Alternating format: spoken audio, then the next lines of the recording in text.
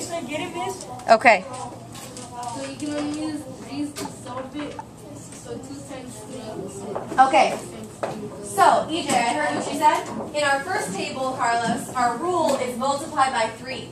So we're going to take all our inputs, we're going to multiply them by 3, and that's going to give us our output. So does that make sense? Yes. 3 times 3 is 6, 6 times 3 is 18, 10 times 3 is 30. That's algebra. That's algebra. That's the beginning of it. It is easy. So we can say that the input times the rule equals the what?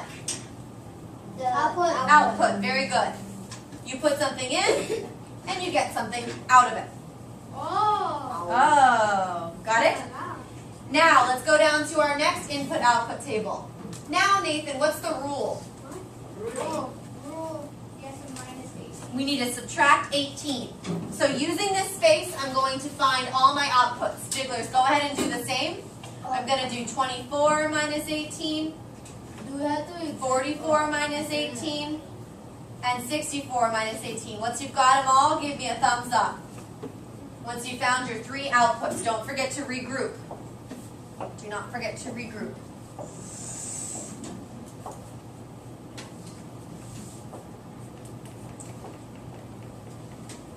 And look for a pattern in your outputs. See if you notice any kind of patterns. Good.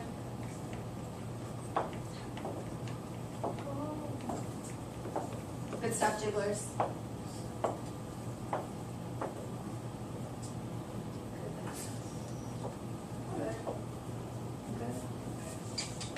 Got him. Wait. Look at this one again. Not 36. Oh. Good, Savannah. What pattern do you see?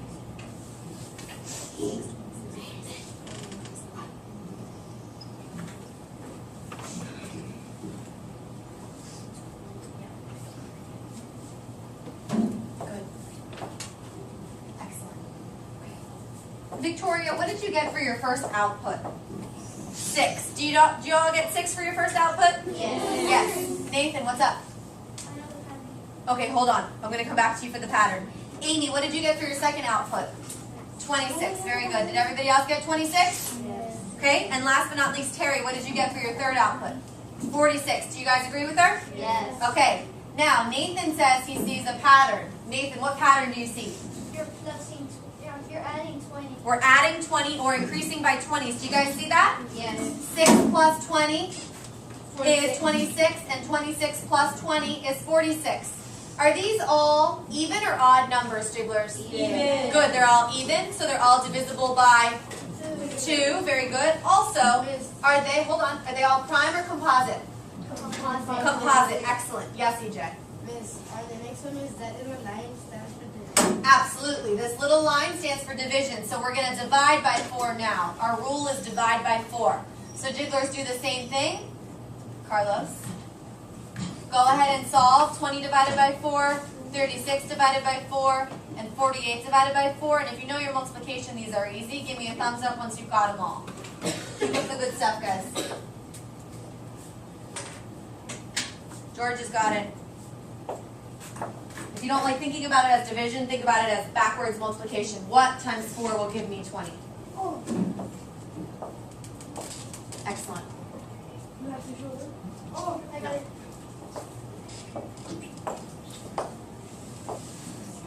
Good, Nathan.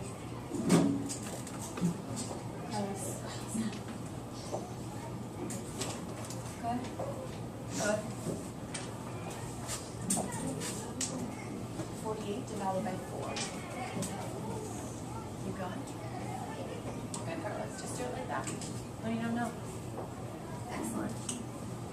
Are you sure it's 8? I'm sorry. Are you sure this is 8? 4 times 8 is 32. Oh, you go, Sandra. Excellent, Terry. Good. Brianna, what did you get for your first output? 5. Do we all get 5? Yes. Okay, good. Savan, what did you get for your second output? 9. Did you all get 9? Yes. Okay, very good. And who got an output for 48 divided by 4? What did you all get? 12. 12. Very good. Excellent, Jigglers. We need to turn the page. Let's keep going. Not slow down for a second. FFED. You thought it was easy? All right, let's see if these are easy too. It's easy. Okay, Cassandra, can you read number 1 for us nice and loud? Okay, Cassandra, can you read that one more time? I don't think everybody was paying attention. What is the rule for this input output?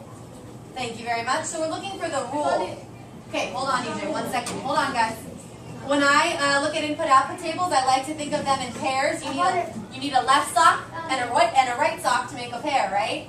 So look at these numbers and see what's true for all of them. What's the relationship that's happening? Give me a thumbs up once you've got it.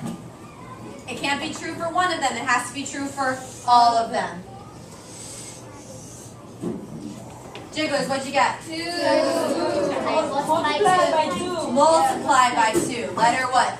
C. Letter C. Is that true? Is 5 times 2 10? Yes. 6 times 2 is 12? Yes. 7 times 2 14? Yes. 8 times 2 16? Yes. 10 times 2 20? Yes. Yes. Good. George, will you read number 2 for us?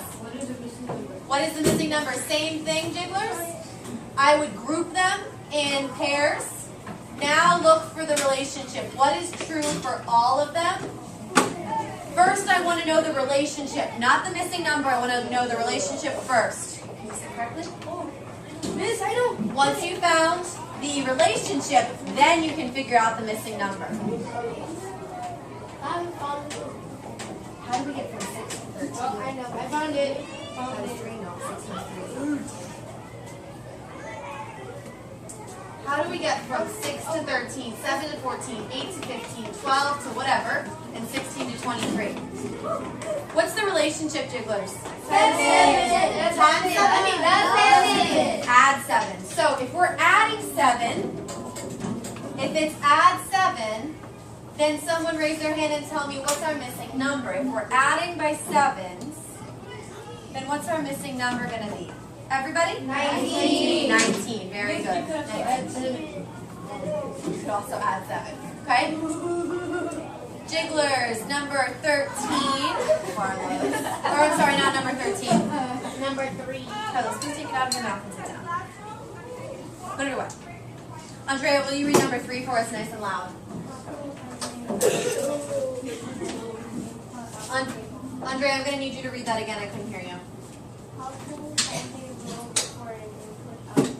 Okay, Jigglers, go ahead and read your answer choices. Give me a thumbs up once you've got it. How can you find the rule for an input-output table? Nathan and Brandy's got it. Victoria's got it. Victoria, what do you say? Say it louder. She says C. If you agree with her, give her a thumbs up. We agree with her that it's C? Do we need the input and the output? Yes. Yes, we do. Very good. Letter C is correct. Okay. Jigglers, for the sake of time, we're going to skip number 4. We might come back to it on Wednesday. But let's go to the next page. We're going to fill out 2 input-output tables together. Carlos, I need you to sit up.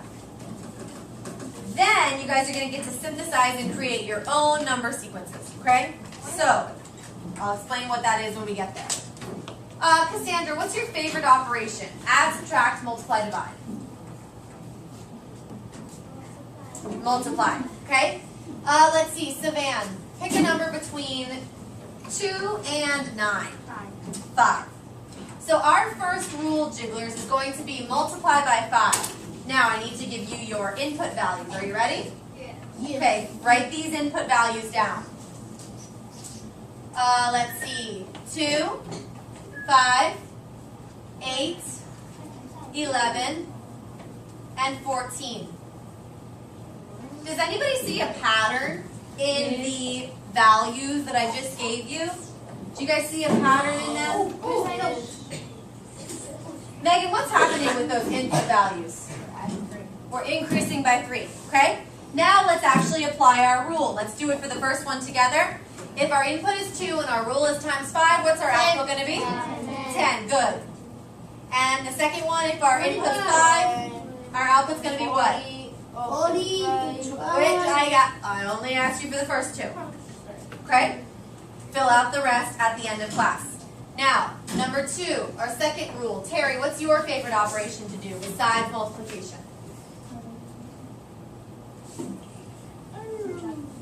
Subtracting, okay. Subtract, Amy, choose a number between 0 and 9. 7, okay. Let's do a two-step rule. Let's subtract 7 and add 2. Subtract 7, add 2, and I'll show you what I mean in just a second. Daniel, you ready? Oh, I know what you mean. I'm going to give you guys the input values. Ready?